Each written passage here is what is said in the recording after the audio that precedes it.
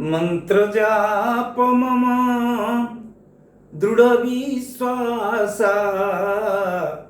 पंचम भजन सो वेद प्रकाश।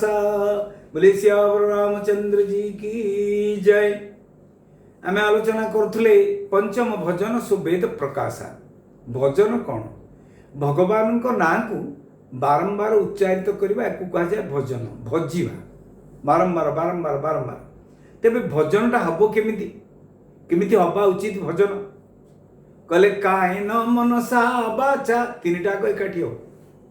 शरीर मन आ बाचा कथा ये भजन में तीनटा जिनस दरकार।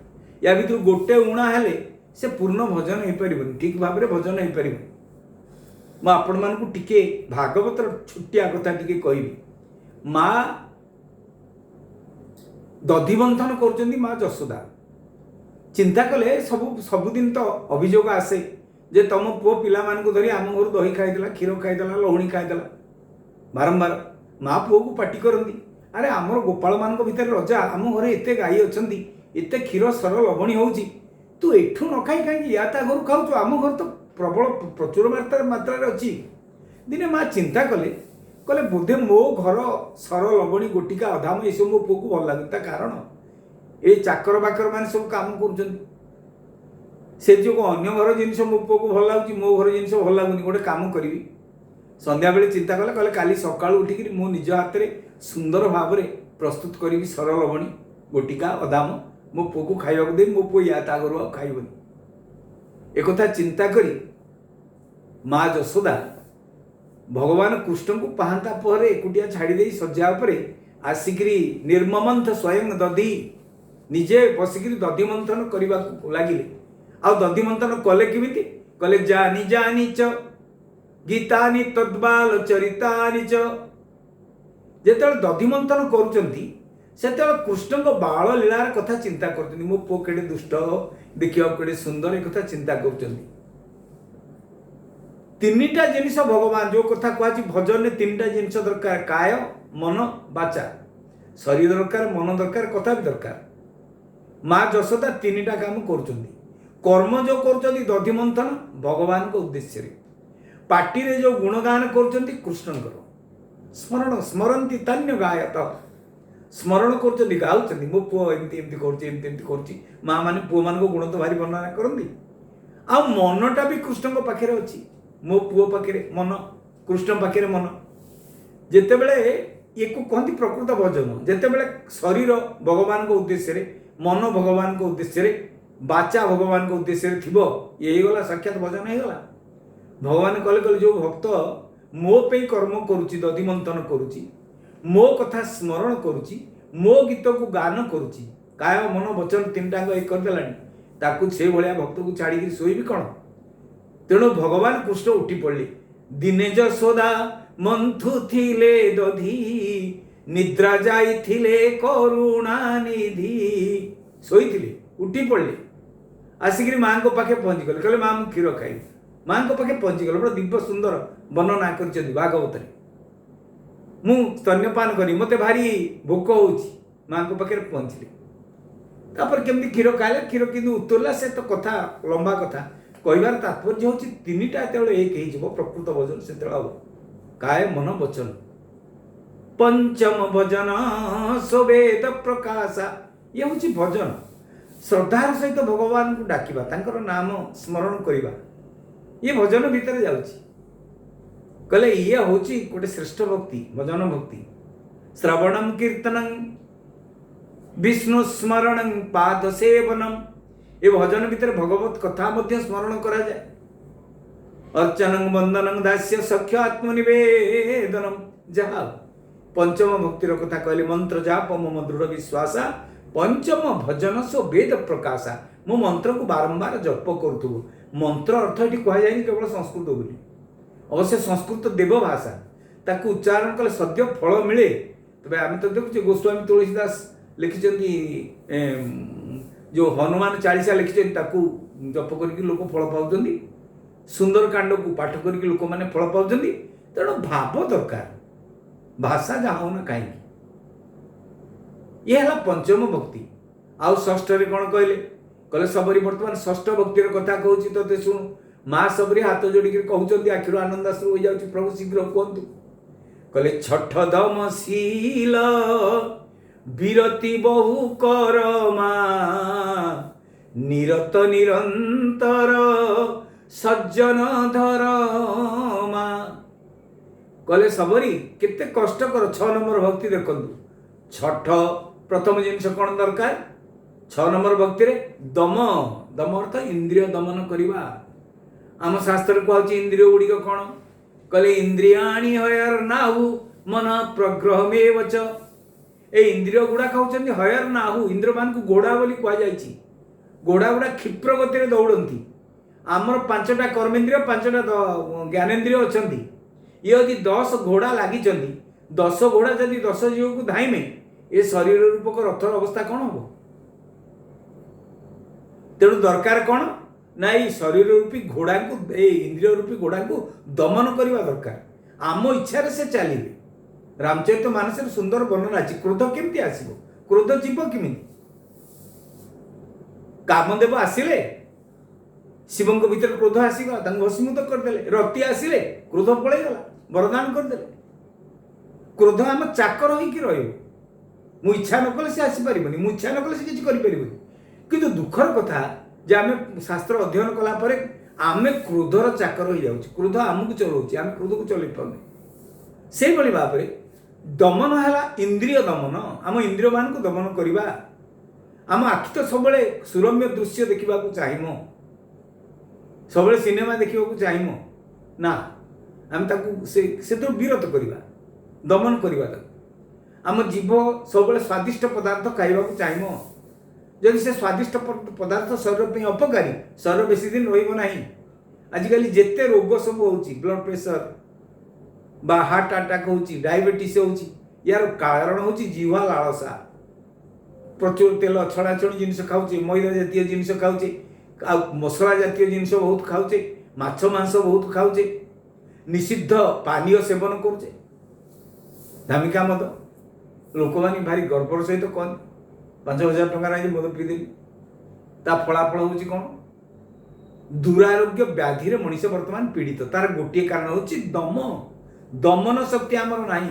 आम इंद्रिय दमन करें सबू जीवनर समस्त सिद्धांत नवोदय भक्ति भितर अच्छी। कहले 6 नंबर भक्ति कौन सर्वप्रथम दम इंद्रिय दमन कर छठ दम शील तापर शील शील कले निजर स्वभाव स्वभाव को केमिति करिवो। भगवान राम कौन करथिले शील रे अयोध्या पुरी रूपे विदेहन गरी बड़े कबलित कले लंका श्रीराम। निज शील निजर भल स्वभाव पे से समस्त प्रिय थिले। एते प्रिय थिले मनीष तो मनीष पशु पक्षी कीट पतंग मध्य तांकर अनुगामी होउथिले। भरत पचारे माँ को जिते शुणीदे राम वनगमन हो जाइए माँ बर मागी कहीं कहले कहले जिन्न ही निरखी कहले जो राम को देखिरी मग सापिनी बीछी तजई विषम विष तामस सीछी। कहले माँ तू से राम को केमिति जंगल को पठेलु जिन्न ही निरखी मग सांपन बीछी विषधर सर्प माने विषधर बिच्छा माने जो राम को देखिले तम प्रकृति स्वभाव छाड़ी दियंती तज ही विषम विष ए विषम विष को परित्याग कर दियंती तते से राम खराब लगे तू जंगल को पठे दे पारलु। ये हूँ राम को शील ये राम को स्वभाव। आम पूरा राम नहीं पाला किसी परिमाण में राम को शीलता आम भीतर रही जो रामचरित मानस श्रवण करुचे। ताले 6 नंबर भक्ति कौन कहले छठ दम शील गोटे प्रथम जिनस है दम इंद्रिय दमन कर द्वितीय जिनस निजर शील और स्वभाव को ठीक कर तृतीय जिनस कौन ना विरति बहु करमा विरत बहु करमा बहु कर्म विरत हो। ये मनीष एड़े लोभी से चाहूँ बहु कर्म करी राताराति केमती बड़ लोक केमती धनी होगी बहुत पैसा मो पाखे केमती हो अणनिश्वास पैसा पचार धाई धाई से मरी जाऊँगी मरा बेलू देखुची प्रकृति गोटा किसी नुह ये जो धाई जो परिश्रम करते सब बेकार किसी नुह कि पाइलनि अनेक साधु सन्त बाबाई सब अच्छा घर द्वार छाड़ी पलि आसती निज माँ को पचारती बापा को पचारते घर तो छाड़ी बाबाजी हो गल पुणी बुली बुलिक पर माँ मान को माँ बोली डाकती पर बापा को बापा बोली कहती पुणी एमती समय आसे भारी अनुताप करती जे मुझे घर संसार छाड़ी बापा माँ को छाड़ी मत भगवान मिलूना मत जीवन प्रकृत सुख कौन मिलूनी प्रकृत आनंद कौन मिलूनी मु भूल बाटे पलि आसली बोधे अनुताप करती किसी अच्छा एभलिया अनुताप करती अनुताप कर कारण कौन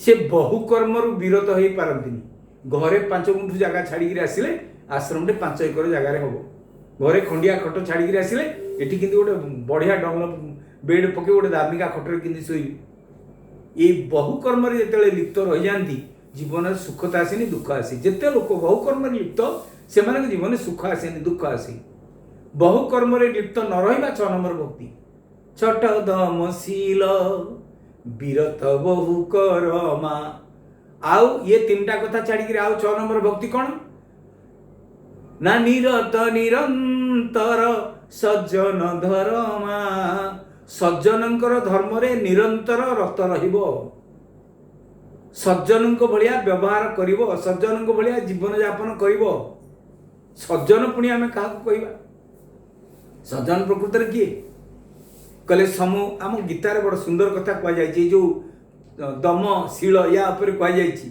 कले समूह दम तप शौचम क्षांतिरार्जवम एवच कहले जो सम दम तप शौच एगुड़ा सब कौन कहले ब्रह्म कर्म स्वभावजम ये हूँ ब्रह्म कर्म ये कर्म हूँ ब्रह्म कर्म समूहि समूहं सर्वभूतेषु न मे द्वेष्यो स्थिन प्रिय भगवान स्वयं कहते गीतार कहले समूहं सर्वभूतेषु मु सबुठी सम